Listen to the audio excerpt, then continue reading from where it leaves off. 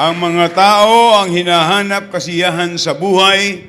Akala ng tao ay matatagpuan sa salapi. Walang masamang magkaroon ng pera. Akala ng tao ay masisiyahan sa mga bagay ng kamunduhan.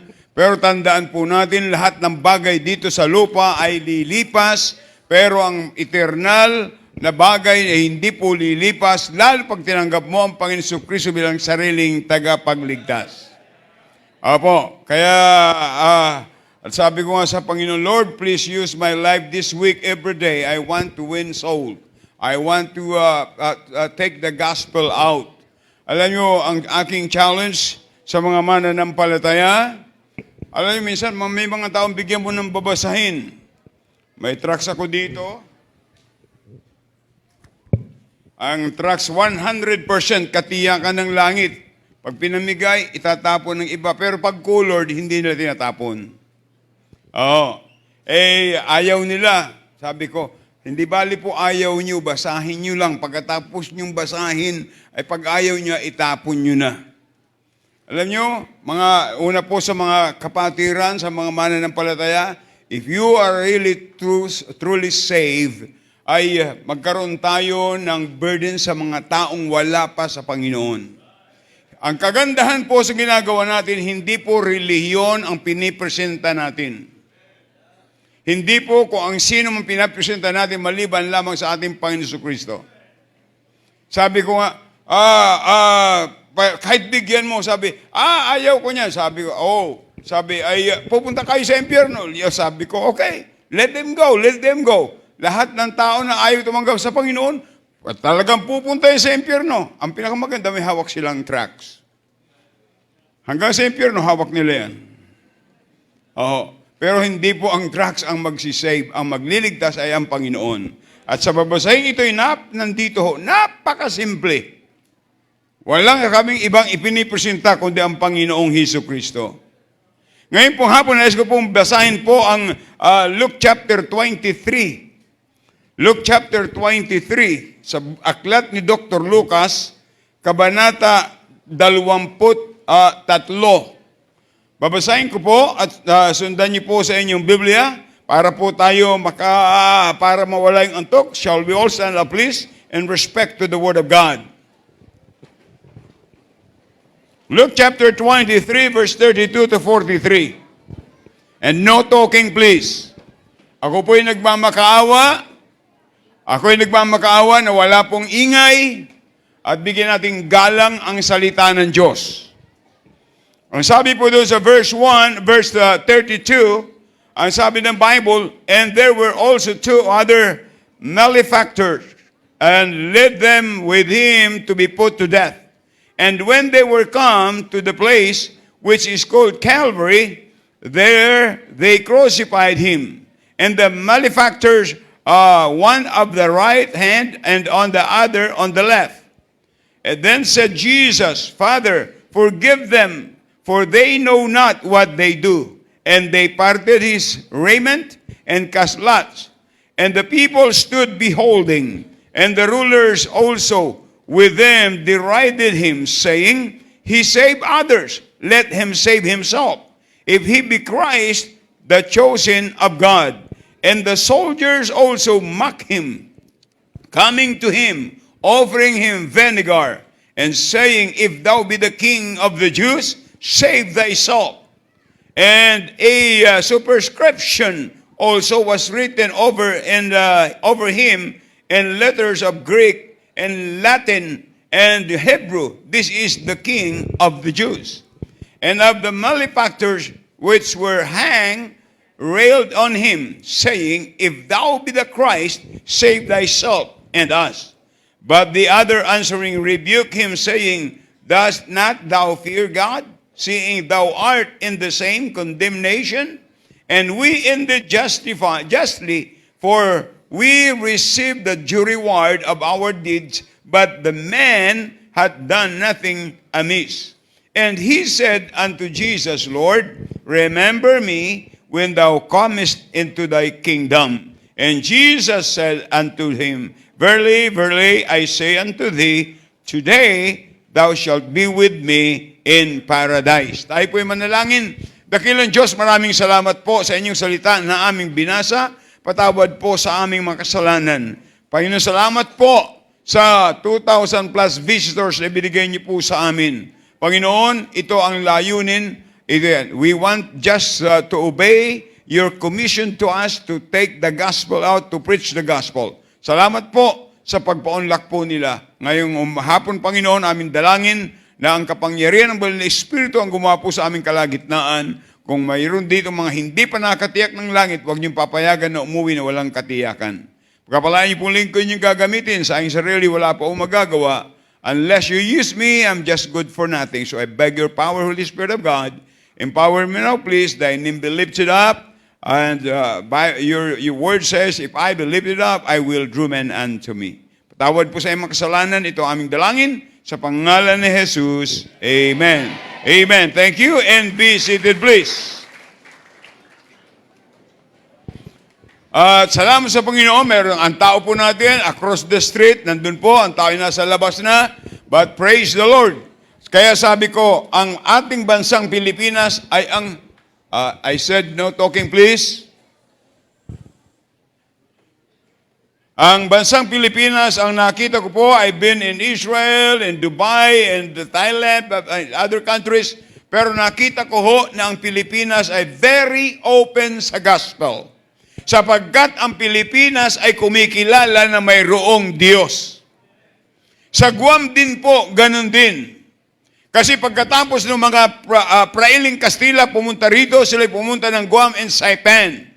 At sila ho ay talagang naniniwari na may Diyos. Pero hindi nila alam kung paano makatiyak ng langit. Ito po yung pinakang mahalaga sapagkat ang sabi ng Bible, makamtan naman ng tao ang kayamanan ng buong sanglibutan at mapahamak ang kanyang kaluluwa sa impyerno ay walang kabuluhan. Tandaan po natin, tayo'y pinanganak, sabi ng Bible, inilabas tayo sa bahay bata ng ating ina na wala po tayong dala ni anuman. We brought nothing in this world. Pero tingnan niyo kung anong ibinigay sa atin ng Panginoon ngayon. Ibig sabihin, whatever you have right now, it came from Him. It came from God. Yan ay blessing ng Panginoon. Pero tandaan natin, hindi natin madadala yan.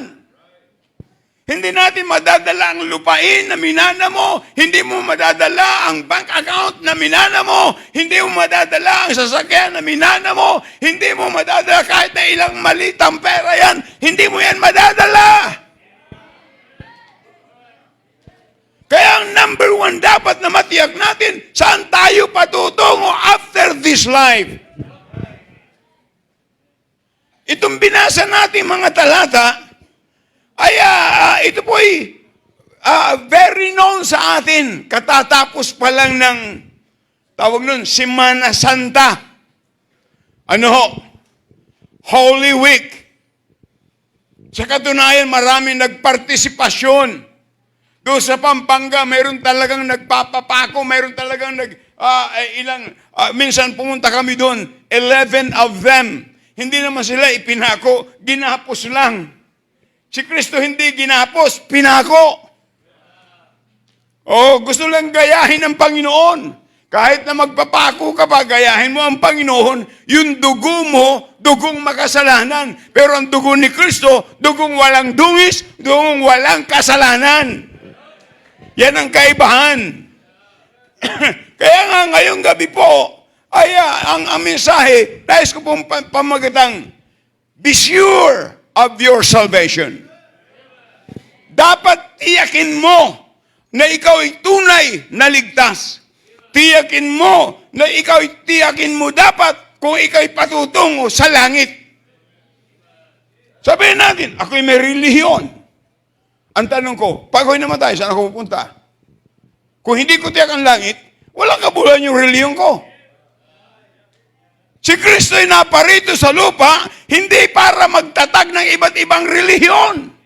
Siya ay naparito sa lupa para ialay ang kanyang sarili doon sa krus ng Kalbaryo para madanak ang kanyang dugo para sa kasalanan ng buong sangkatauhan. Yan po ang sabi ng Bible. Kaya nga, yung mahal na araw, pag-alaala ng kay Kristong pagkamatay, pagkalibing, at pagkabuhay na maguli. Sabi na, pag Biyernes Santo, patay daw ang Diyos. Ang Diyos hindi namamatay. Si Kristo'y nagkatawang tao. Siya po'y Diyos. Kaya lang siya nagkatawang tao para sa iyo at para sa akin. Para mayroong dugong madanak sa krus ng Kalbaryo. Sa walang sabi ng Bible, for without the shedding of the blood, there's no remissions of sin. Kung walang pagkabuhos ng dugo, ay walang kapatawaran. Kaya salamat sa Panginoon na kahit na tayo ay may hatol ng patungo sa impyerno, kahit na ikaw ay nasa daan patungo sa impyerno, kung ikaw ay magsisisi ng kasalanan, may pag-asa kang makatiyak ng langit. Ang pag-asa ng katiyakan ng langit, wala sa simbahan, wala sa reliyon, wala sa pastor, wala sa pari, wala sa ministro, wala sa papa, wala kay Maria, kundi na kay Kristo lamang.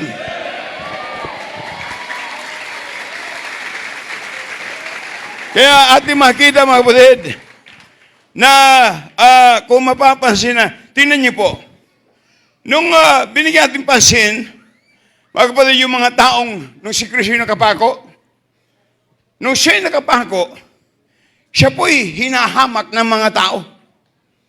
Tinutuya siya, minumura siya, siya po ay sinaktan, siya po ay pinagtatawanan ng mga tao, na kung tutuusin, sila nga ang dahilan bakit siya napangko. Pero ating makita na nagpakahirap ang Panginoon, nagdusa ang Panginoon sa ganung kalagayan. Si Kristo pa rin nagsabi. Alam niyo, yung siya nakapako, meron siyang 7 last words. 7 last saying. Na ang isa po doon, nung siya tinutuyan ng mga tao, ang sabi niya, Father, forgive them, for they know not what they do. Ama, patawarin mo sila sa kanilang ginagawa, sapagkat hindi nila nalalaman kung ano ang kanilang ginagawa. What a blessing na makita at mabirinig sa bibig ng ating Panginoon. Siya'y ipinako. Tandaan nyo, makinig kayo mabuti. Siya po'y hindi nag-iisa doon. Mayroon dong ang tawag ay malefactor, ibig sabihin mga kriminal. Mga kriminal ang alam nyo ba, yun ang pinakang judgment noon. Yun ang pinakang silya elektrika noon. Pag ikaw'y ipinako sa cross, yan ang judgment sa iyo. Kaya ang kahiliran niya sa kaliwa, kriminal. Yung nasa kanan, kriminal. Akalain mo, hinilira ang Panginoon doon. Samantalang ang Panginoon, kaya yung nasa kaliwa, ang sabi ng nasa kaliwa, yung isang magnanakaw, ang sabi kung ikaw talaga ang Kristo, iligtas mo ang iyong sarili at idamay mo kami. Ang sabi ng nasa kanan, hoy, maski sa Diyos hindi ka na natatakot. Tayo ang karapat-dapat dito. Pero ito, ang taong ito, ibig sabihin ang Panginoon, wala siyang kasalanan. Tandaan natin, mga kapatid, pagkatapos ang sumigaw yung lalaki na sa kanan. Ano sabi niya? Panginoon, alalahanin mo ako pagdating mo sa iyong kaharian. 2 tulisan, 2 kriminal, parehas ang kanilang pagnanais. Ang pagnanais nila ay maligtas. Yung nasa kaliwa, maalis sa pagkapako sa cross. Para makapagnakaw na naman. Pero yung nasa kanan, kakaiba. Panginoon, alalahanin mo ako. Sabi niya, uy, maski sa Diyos, hindi ka natatakot. Tayo ang karapat-dapat dito. Mayroon dong realization. Nakita niya ang kanyang sarili na siya ay makasalanan. Pero ang sabi niya, Lord, remember me when thou comest into thy kingdom. Maraming mga tao sa panahon ngayon na ang mindset po nila ay parang ang buhay nila ay wala ng kamatayan. Akala nila hindi na sila mamatay. kahit na ikaw ay masigla, mag-edad ka ng 100 years old, kahit na ikaw ay mag-edad ng 200 years old, isang araw, ikaw ay mamamatay. Metusela nabuhay ng 969 years old. Si Adan namatay ng 130 years old. Si Moses namatay 120 years old. Pagkalain mo yan. Pagkatapos sabi ng Bible, pababa ng pababa, gawa ng kasalanan. Sa Psalms 90 verse 10, 3 score and 10, that is 70. Eh, 71 ako ngayon. May blessing na akong 1 taon. Amen. Pero kahit po naabutin pa ng 150 years old, isang araw tayo'y mamamatay. Sapagkat sabi ng Bible, as it is appointed unto man once to die, but after this, the judgment. May itinakda ang Diyos sa atin, mga kapatid. Nakatakda po ang bawat isa na tayo'y mamamatay. May panahon. Maraming taong nabubuhay na parang walang kamatayan. Dapat nating ma-realize, mayroong limitasyon ang buhay ng tao. Ang gusto kong makita po ninyo ay ang tatlong bagay na ito. Be sure of your salvation. Tanungin mo yung sarili. Tanungin natin yung sarili. Pag ako'y namatay, tiyak ko na ba ang langit? Siguro sabi ng iba, ba't ako nakadalo dito? Akala ko ito birthdayhan. Bakit ang pag-uusapan ay kamatayan? Mali atang napuntahan ko. Alam nyo, nais ko pong sabihin sa inyo na si John the Baptist, nung mag-birth yung anak ni Herodes, ang hiningi yung ulo ni John the Baptist. Yung birthday niya yun. Sana walang humingi ng ulo ko ngayon. Malulugi kasi wala nang laman yung ulo ko eh. Pero, ang una po, tatlong bagay po. The sinner's prayer for salvation. Ang panalangin ng isang makasalanan para maligtas. Ang panalangin po ay mahalaga. Ang sabi ng Biblia, sabi ng Panginoon, sino man tumawag sa akin, whosoever shall call upon the name of the Lord, tatawag tayo. Ang Panginoon mismo, sa Old Testament, ang sabi ng Bible, call unto me. Can you imagine, sinasabihan niya ang tao, call unto me. Alam nyo, privilege natin yun. Sinasabihan tayo ng Panginoon, tumawag sa Kanya. Kung sabihin ka kayo ni Marcos, tumawag ka kayo, call me. Pero pagbihira, bakit ako tatawag sa Kanya? Bakit ako sinabihan ni Presidente Marcos tumawag sa Kanya? Kalain mo yan, pero ang Diyos ang nagsabi, call unto me. At ang sabi niya pa, I will answer thee. Greater privilege. Sasagutin niya. Kalain mo yan. Diyos na may lalang ng sanglibutan. Siya nag-iimbita sa mga tao na tumawag sa Kanya. And the sabi ng Bible, and shew the great mighty things which thou knowest not. What a privilege, mga kapatid. Kaya ang panalangin ay pagtawag at pakikipag-usap sa Diyos. Yan ang prayer. Kaya nakalagay sa Bible, kung kayo'y mananalangin, sa Matthew chapter 7, manalangin kayo ng ganito, outline yun, pero hindi ipapanalangin mo, Ama namin nasa langit. Hindi yung nasa dingding. Yung nasa dingding, walang hininga yun. Kahit na yung nasa haligi, wala ho. Ang tinatawagan nating Diyos ay Diyos na buhay. Hindi pwedeng maging larawan yung patay sa buhay. Ang Diyos hindi namamatay. Amen? Ang ating Diyos, He is omniscient, He is omnipotent. Tandaan po natin yan, alam niya lahat ng bagay. Kaya lang po ang problema ng marami ngayon ay kung sino-sino ang kanilang tinatawagan. Tanong, sa mga tinawagan mo, sa mga santo, nakinig ba sa'yo? Sinagot ka ba? Wala ho.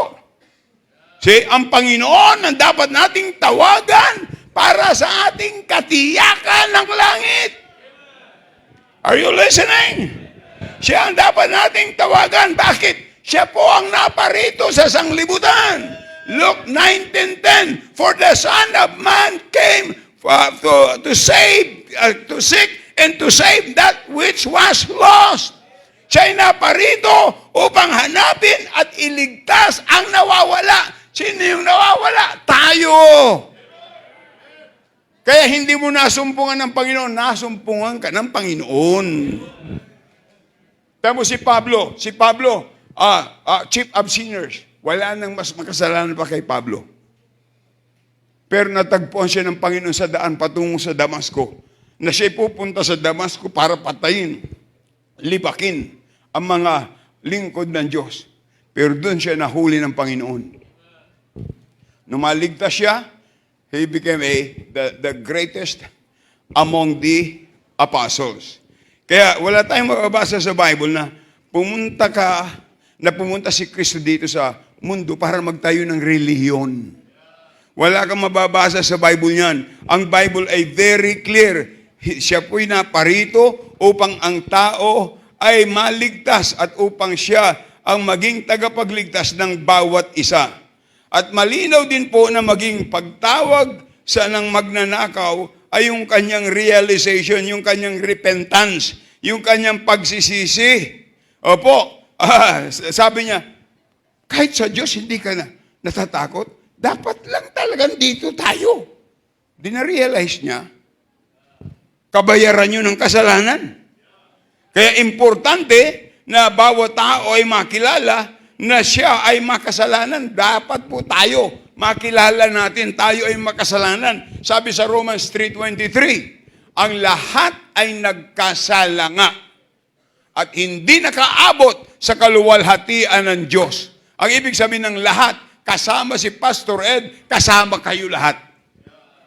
Sino dito ang walang kasalanan? Pakitaas ng kamay. Oh, wow. Pag mayroong isang nagtaas yan, ang unang kasalanan mo. Yan, tama. Yan ang unang mong kasalanan. Pag nagalit ka sa akin, pangalawa yan. Ha? Sabi ng Bible, kung sinasabi mong wala kang kasalanan, dinadaya mo ang iyong sarili. At ang sabi ng Biblia sa Revelation 21 verse 8, ang lahat ng magdaraya patungo sa impyerno. Yan ang sabi ng Bible. Kaya kung sasabihin mo na wala kang kasalanan, marirealize mo sarili mo, doon sa impyerno, makasalanan pala ako, wala ka ng pag-asa magsisi. Andun ka na eh. Ha? Kaya, pero ang isang dapat pasalamatan natin sa Diyos, mga kapatid, dahilan sa pag-ibig ng ating Panginoong Diyos, sabi sa Biblia sa John 3:16, for God so loved the world that He gave His only begotten Son, that whosoever believeth in Him should not perish, but have everlasting life. Sino man po tayo, anumang estado natin sa buhay, ayon sa deklarasyon ng Biblia, makasalanan tayong lahat. At bilang makasalanan tayo, tayo ay nangangailangan ng kaligtasan. At ang kaligtasan na yan ay matatagpuan lang natin sa isang tagapagligtas. Na sabi ng Bible, at ipinanganak sa bayan ni David ang isang tagapagligtas. Hindi dalawa, hindi tatlo, kundi isa lang ang pangalan, Jesus Christ. Amen. Jesus Christ. At I want to be honest with you, yan po ang concern ng Christian Bible Baptist Church. Na ito ang maibahagi po namin sa inyo na malinaw, maiparinig, kaya wag magkwentuhan. Hiramin ko lang ang tainga nyo. Madali na tayong matapos. Oo. Pero habang may nagkikwentuhan, patagal ng patagal to. Kaya, walang magkwentuhan. Kasi pag nagkwentuhan, walang kwenta ang mensahe ito. Oo, bihirang tayo magkita. Inimbitahan kita para makinig, hindi para magpagkwentuhan. Maliwanag po? Amen. Kaya, ating makita po rito na ang mahalaga po ay ang tao'y tumanggap kay Kristo bilang sariling tagapagligtas. Ano sabi sa John 14:6? Ang sabi po doon, Jesus saith unto him, Ito'y mula sa bibig ng Panginoon. I am the way, the truth, and the life. No man cometh unto the Father, but by me. Sabi sa Tagalog, ako ang daan, ang buhay, at ang katotohanan. Walang makaparoroon sa Ama. Nasaan ba ang Ama? Ha? Nasa langit. Walang makaparoroon sa Ama kung hindi sa pamamagitan ko. Kaya dadaan ka kay Kristo sapagkat si Kristo ang nagsabi, ako ang daan. Siya ang daan. Walang iba. Ang very strong. Very strong yung sinabi, I am the way. What does it mean? There's no other way. Pag sinabi ni Marcos, I am the president. No other president. Sabi ng Panginoon, I am the way. There's no other way. I am the life. He is the life. And I am the truth. No man cometh unto the Father but by me. Kaya sa Kanya lang tayo lalapit. Hindi sa kanino man. Amen?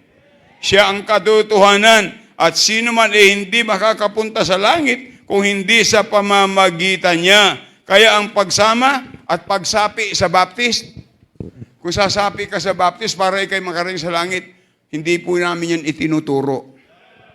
Mahirap kasi may sapi eh. Ha? Hindi yung pag-anib sa baptist, ipinapangako ko sa inyo, hindi namin itinuturo na umanib kayo sa baptist para makarating kayo sa langit. Ayan ay false teaching.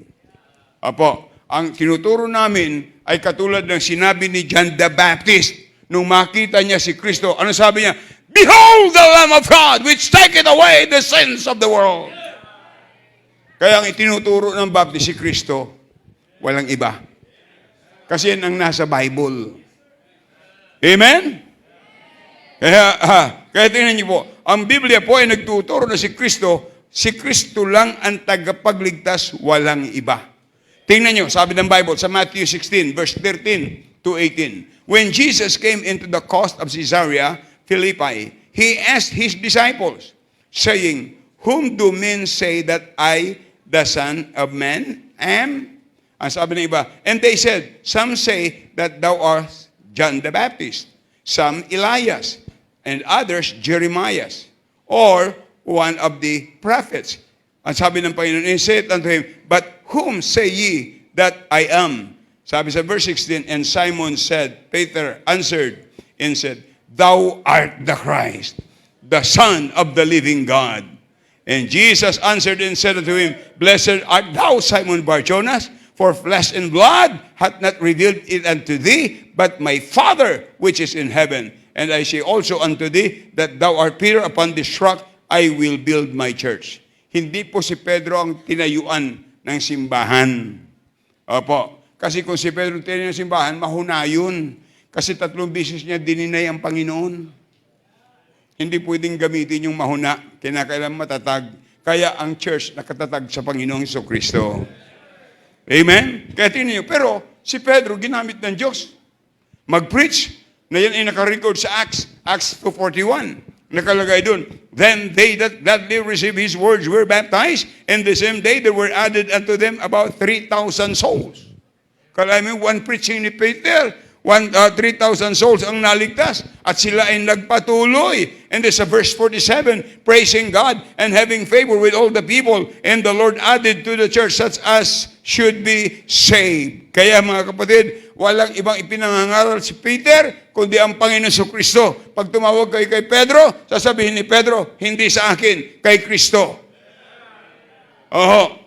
Kay Kristo. Kahit si Maria, ina ni Kristo, sa pagiging tao, ay siya po ay tumanggap din kay Kristo bilang sariling tagapagligtas. Sa Luke chapter 1, tingnan niyo sabi ng Bible, sa Luke chapter 1, very clear po ito. Hindi po tayo malilito kasi letra por letra ang nakalagay sa Bible. Ang sabi po doon sa verse 46, and Mary said, my soul that magnify the Lord. Verse 47, and my spirit hath rejoiced in God, my Savior. My Savior. That is very personal. Kaya nga, si Pedro, ang pangangaral ni Pedro, ang sabi doon sa Acts 4:12, Ang sabi ng Bible, neither is there salvation in any other, for there is none other name under heaven, giving among men, whereby we must be saved. Ang kaligtasan ayon sa pangangaral ng mga tao ng Diyos ay sa Biblia ay tanging kay Jesu-Kristo lamang. Walang iba. Kaya kung gusto mong matiyak ang iyong kalangitan, gusto mong matiyak ang langit, kay Kristo ka lumapit. Kay Kristo ka tumawag. Yun ang pinakang clear ng Bible. Ang gusto ng Diyos ay masecure natin ang ating kaligtasan. Ang tanong, ikaw ba'y ligtas na? Tiyak mo na ba ang langit? Kung hindi pa, dapat mo ay matiyak. Pag ikaw'y namatay, hindi natin tiyak. May kausap ako kanina, isang manager ng bangko. Sabi niya, Pastor, alam niyo, kamuntik na ako. Pero sabi ko sa kanya, mahal ka pa ng Panginoon. May purpose pa ang Panginoon sa buhay mo. Pasalamat naman siya. Sinisimulan kong witnessan, kaya lang ay medyo kulang sa oras. Alam niyo ang mga tao, dapat lang buksan natin ang puso natin. I-welcome natin ang salita ng Diyos. I'm telling you, what we offer to you is not religion, but how to have personal relationship with God. To be sure of heaven. Diho. Yan po ang titiyakin ko po sa inyo. Kaya, paano tayo sigurado ba? Ang Biblia nagsasabi na ang kaligtasan ay matitiyak mo kahit sa buhay pang ito. Kahit sa buhay pang ito. Alam niyo sa Pasyong Katoliko, sabi niya sa Pasyong Katoliko habang maaga pa, mag-asikaso na. Gumabi na't dumilim na, wag nang pangapa-ngapa. Anong ibig sabihin yan? Habang buhay pa, dapat matiyak mo na. O, paano maituturo ang katiyakan kung ikaw nagtuturo na hindi ka nakatiyak? Dapat ang nagtuturo muna ang makatiyak. Sabi ng Bible, ang bulag umakay sa kapwa bulag, patungo sa hukay. Hindi ang katulad sa EDSA, noong mga panahon na yun, pambihira, kunyari bulag. Pag binigyan mo ng benching ko, sabi, dagdagan mo naman, sir, pambihira. Tapos nag-usap pa yung dalawang bulag, kita tayo sa Cubao, ha? Mga Pilipino talaga, mga wise. Ha? Kaya nga, ang tamang panahon para tiyakin mo at alamin mo ang iyong kaligtasan ay habang ikaw ay buhay pa. Kasi, makinig kayo, yung huling hininga mo dito, your last breath here, yung last breath here, your next breath will be in eternity. If you don't have Christ in your heart, pag si Kristo'y wala sa puso mo, hindi mo naranasan na inamin mo ikaw'y makasalanan, hindi ka nagsisi ng kasalanan, hindi mo tinanggap si Kristo na sariling tagapagligtas, yung huling hininga mo dito, ang sunod na hinga mo sa impyerno. Ako'y 53 years nang nangangaral, wala akong taong natagpuan na gustong pumunta sa impyerno. Ang gusto'y lahat sa langit, pero hindi nila alam kung paano. Nakalagay na rin sa Bible kung sinong pupunta sa impyerno. Pag binasa niyo sa Revelation 21 verse 8, nandun na yan lahat. See? Kaya dapat matiyak natin. Matiyak natin. At ito po, tinan nyo, ang mga, sa 1 John 5:13. 1 John 5:11 to 13. Malapit na po tayo. 5:11. Sa 1 John 5:11, ang sabi ng Bible, and this is the record that God hath given to us. What? Eternal life. And this life is in His Son. Verse 12, he that hath the Son hath life. And he that hath not the Son of God hath not life. These things have I written unto you that believe on the name of the Son of God, that ye may know that ye have eternal life, and that ye may believe on the name of the Son of God. Kaya binigay sa atin ang Bible para malaman natin, and this is the record. This is the record. The best time para malaman natin ang kaligtasan natin ay ngayon. Kasi bukas, baka huli na. Tinanggap ko ang Panginoon November 1970. Bago ako tumanggap sa Panginoon, problema ako ng tatay ko.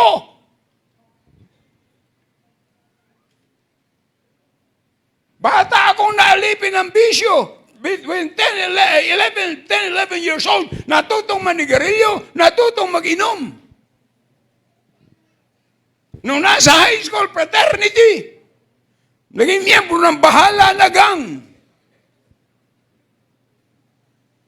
Pero alam nyo, nung tinanggap ko ang Panginoon, binago niya ang buhay ko.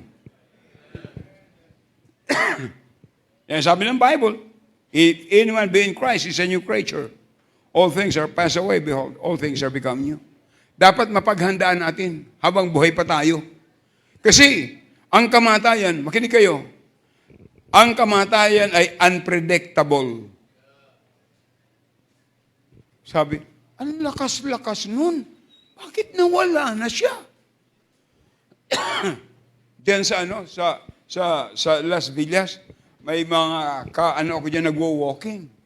Walking. Pagkatapos, nakita ko, ang nag-walking na lang yung misis. Sabi ko, nasaan na si sir? Ay, hindi niyo ba alam? Wala na. Ang lakas-lakas. Sabi ko, anong nangyari? Wala, pastor, talagang nanigas lang. Kalay mo yan? Unpredictable. Hindi natin alam kung kailan. At ang kamatayan ay unstoppable. Hindi yung pwedeng pigilan yan. Hindi lamang unstoppable, ang kamatayan ay unavoidable. Hindi mo kayang pigilin. Hindi mo kayang iwasan. At hindi mo alam kung kailan darating. Kaya sabi ng Bible sa Proverbs 27 verse 1, makinig. Verse 21, Proverbs 27:1, boast not thyself of tomorrow, for thou knowest not what a day may bring forth. Huwag kang magmalaki ng araw ng bukas. Kasi hindi natin alam. Ano sabi sa book of James? James chapter 4, Bible po ito. James 4:13 and 14. Ano sabi doon sa James 4:13 and 14? Go to now, ye that say, today or tomorrow, we will go into such a city and continue there a year and buy and sell and get gain. Ang plano nila, punta sa isang lugar at mag-buy and sell. Pero ang sabi doon sa verse 14, whereas ye know not what shall be on the morrow. For what is your life? Ano ang iyong buhay? It is even a vapor that appeareth for a little time, then vanisheth away. Ang buhay ng tao ay parang alapaap lang. Ngayon kita natin, mamaya wala na. That is life. Hindi ko nga alam. Baka bukas wala na rin ako. Pero baka ikaw ang sumunod. Ang tanong, saan ka patutungo? Yun ang tanong. Amen? Kaya, tandaan natin, dapat natin na ma-realize sa gabing ito na ang kaligtasan ay sa pamamagitan ng pagtawag sa ating Panginoon Kristo. Sabi sa Romans 10, verse 9 and 10, that if thou shalt confess with thy mouth the Lord Jesus, thou shalt and shall believe in thine heart that God hath raised him from the dead, thou shalt be saved. For with the heart, man believeth unto righteousness, and with the mouth confession is made unto salvation. Romans 10:13. Whosoever shall call upon the name of the Lord shall be saved. Sino man tumawag sa pangalan ng Panginoon ay maliligtas. Yan ang sabi ng Bible. At ito po, hindi lamang po na salvation ay dapat nating makita, kundi the scriptural pattern for salvation. Hindi lamang po, mga kapatid, ang makita natin ay ito pong scriptural pattern of salvation. Ano yung ayon sa Bible? Ano yung ayon sa Bible? Tandaan po natin, ang sabi ng Panginoon, thou shalt, nung ang magnanakaw ay nagsabi, alalahanin mo ako pagdating mo sa iyong kaharian. Ano sabi ng Panginoon? Today, thou shalt be with me in paradise. The day of salvation, sabi niya, today! Today! Why today? The promise of the day of salvation is today. Because tomorrow may be late.